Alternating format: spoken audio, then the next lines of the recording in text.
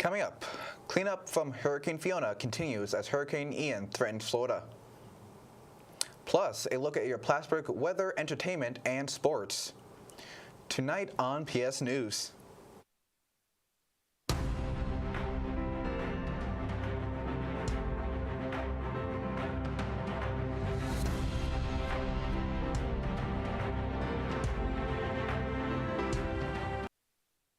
Good evening, and thank you for joining us. I'm Nick Benardot. And I'm Angel Velasquez. Our top story tonight, a destructive and deadly hurricane season continues as Florida braces for Hurricane Ian. Florida has declared a state of emergency as it braces for Hurricane Ian. Ian is rapidly intensifying in the Gulf and predicted to become a major hurricane by the time it makes landfall this week. On Monday, a mandatory evacuation order was issued for part of Hillsborough County, which includes the Tampa area. A FEMA official warns everyone in its path needs to be paying attention to this storm. We're going to see significant impacts along the western coast and parts of the panhandle, but the people inland should also take this very seriously. Things that we have seen from Hurricane Ida last year to Hurricane Fiona that we just saw in Puerto Rico, that these are bringing significant rainfall with them, which is causing a lot of inland and street flooding. So even if you're not in that direct path, everybody needs to make sure that they're paying attention. 7,000 National Guard members from Florida and neighboring states have been activated ahead of Ian making landfall. If Ian does hit Tampa directly, it would be the city's first direct hit from a hurricane since 1921. Fiona ripped through Canada's eastern seaboard at hurricane strength after making landfall in Nova Scotia on Saturday. Fierce winds and a storm surge caused most of the damage seen here in Porto Basque, Newfoundland. Hundreds of thousands of people lost power. Some coastal houses were destroyed. Officials said powerful winds toppled trees and power lines, washed out roads, littered neighborhoods with debris, and in many cases, snapped whole power poles in half. New York Governor Kathy Hochul announced Saturday that New York State Police are on the way to Puerto Rico. New York is deploying 100 state troopers to assess Puerto Rico's residents in the wake of Hurricane Fiona. Governor Hochul spoke with Puerto Rican Governor Pedro Pierluisi to determine what the island needs in the wake of the storm. The troopers can assist with traffic and public safety as the island deals with devastating flood and wind damage from the hurricane. Governor Hochul promised more personnel and resources are needed. Canada is getting rid of pandemic-related border restrictions that have been in place for 2.5 years. Canadian officials said today that they are removing all COVID traveling restrictions starting October 1st. That includes testing, quarantine, and isolation requirements for people entering Canada. A transportation official said travelers will also no longer be required to undergo health checks or wear masks for travel on planes and trains.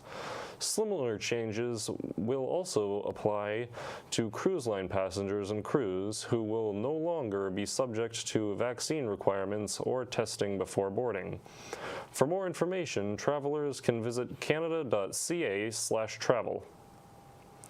Also today, Tamtrak resumes service before Seattle and Vancouver, British Columbia. This is the second of 3 Amtrak routes into Canada that have been restored. Amtrak resumed service between New York and Toronto in June, but no word yet on when the route between New York and Montreal may reopen. Coming up after the break, Cuba has held a referendum on same-sex marriage, and the Biden administration plans to tackle hidden fees for travelers. Stay with us.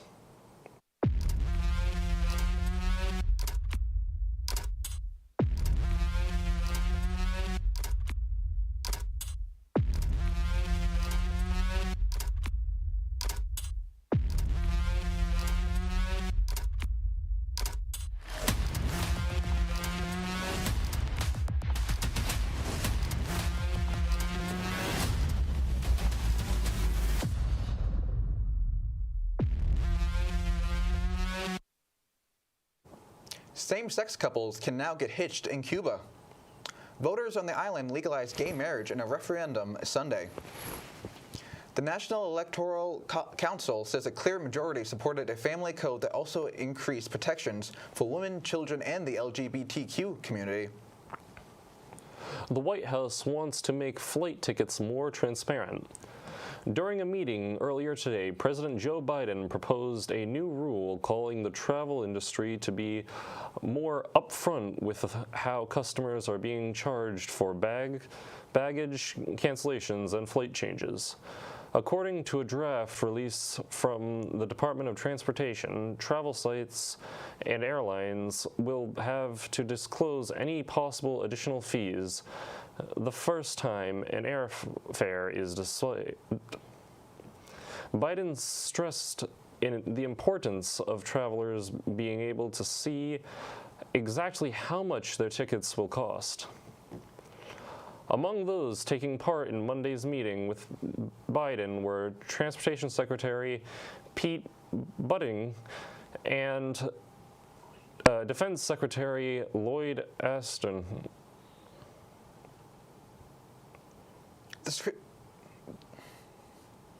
The Supreme Court's first African-American female justice about to become a little more official. The formal investiture of Justice Ketanji Brown Jackson is set to take place Friday morning. It's a purely ceremonial event where a justice typically takes a constitutional oath of office. Jackson's case is a bit different because she was sworn in during the spring and has been voting on emergency applications over the summer. However, the court's official term begins next Monday, and that's when Justice Jackson will finally take the bench to hear oral arguments. Jackson's investiture will be a private event with no cameras allowed. She takes the place of retiring Justice Stephen Breyer, who typically casts votes that would be described as liberal. Jackson's appointment does not change the ideology learnings of the court. Coming up after the break, we'll take a look at your Plattsburgh weather and entertainment news. Stay with us. This is KINKS, which stands for Collectively Inspiring Natural Hair Students.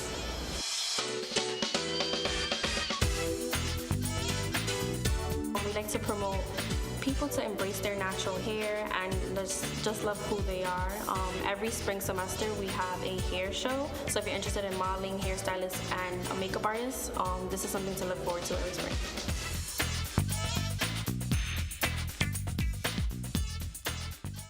TG in one word to me means integrity. It's responsibility. It's trust. Solidarity. Synergy. Home. These guys are my home. Theta Gamma is welcoming. In one word, TG means to me family. I'm Vincent Perno, president of Theta Gamma. Here at Theta Gamma, we emphasize the importance of scholarship, leadership, and service. We strive to make ourselves better people as well as our community a better place.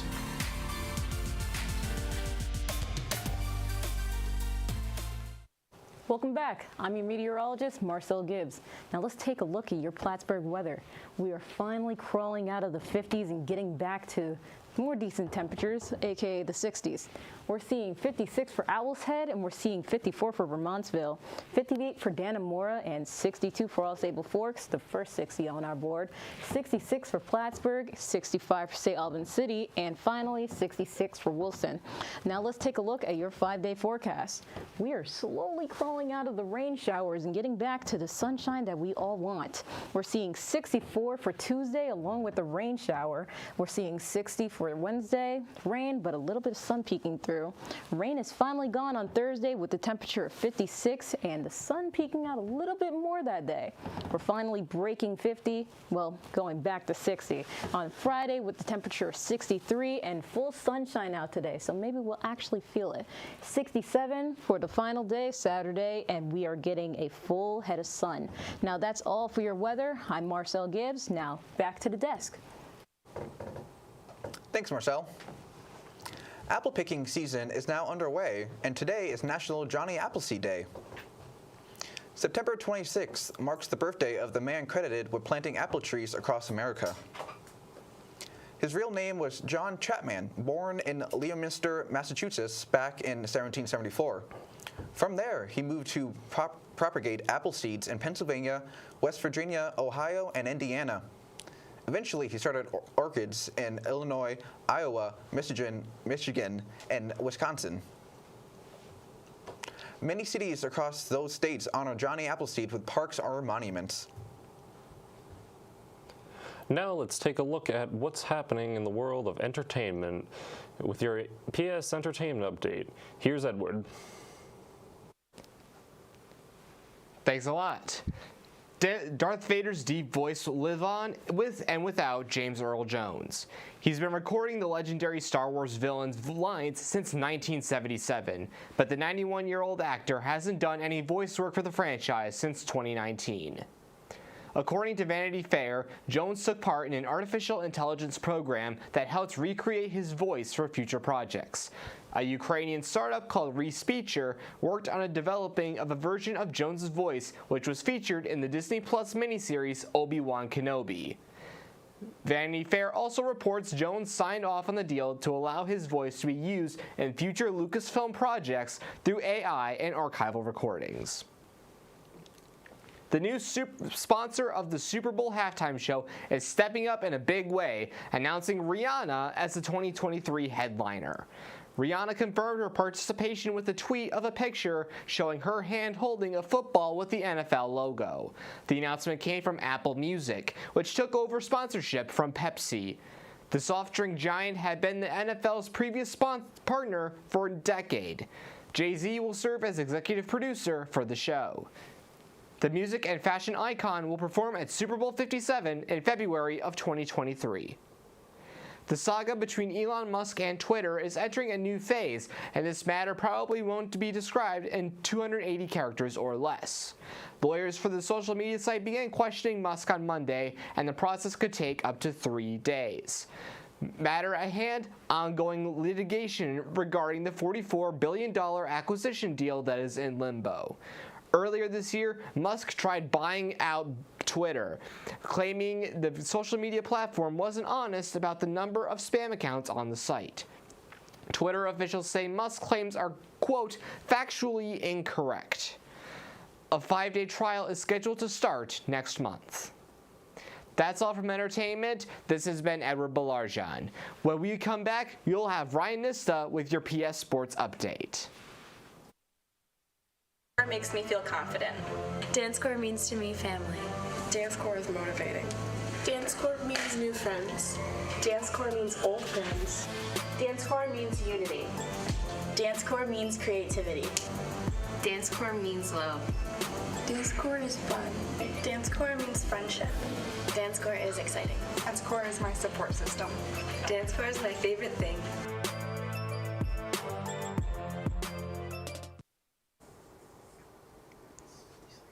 Welcome back.